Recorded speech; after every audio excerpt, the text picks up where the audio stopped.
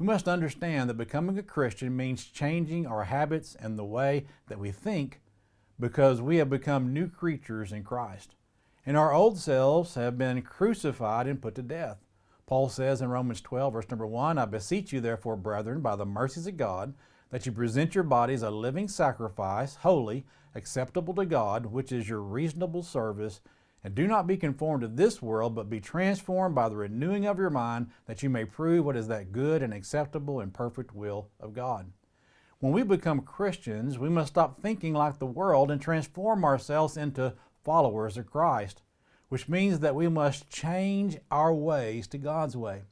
Again, notice what Paul says to the Ephesians, Ephesians 4, verse 17.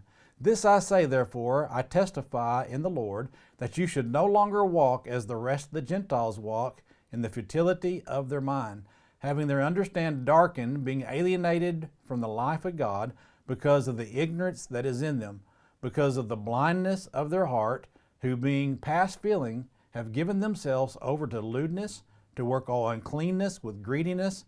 But you have not so learned in Christ, if indeed you have heard him and have been taught by him, as the truth is in Jesus, that you put off concerning your former conduct the old man, which grows corrupt according to the deceitful lust, and be renewed in the spirit of your mind, and that you put on the new man, which was created according to God in true righteousness and holiness.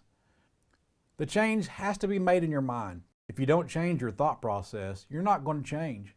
The more you allow yourself to think like the world, the more you'll be past feeling, which means you become calloused or hard-hearted when it comes to sin.